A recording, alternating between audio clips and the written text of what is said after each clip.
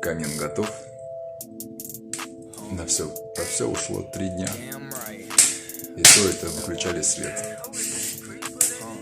Но это не важно. Я готов, что в этом доме теперь будет тепло. Потому что в этом доме хотели отапливаться только электричеством суммарной мощностью 7 киловатт.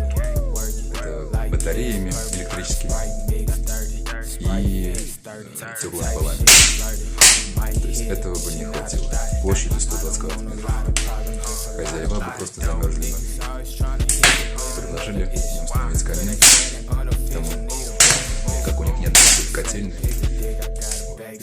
в центре дома, это будет тепло. По крайней мере, не замерзнет.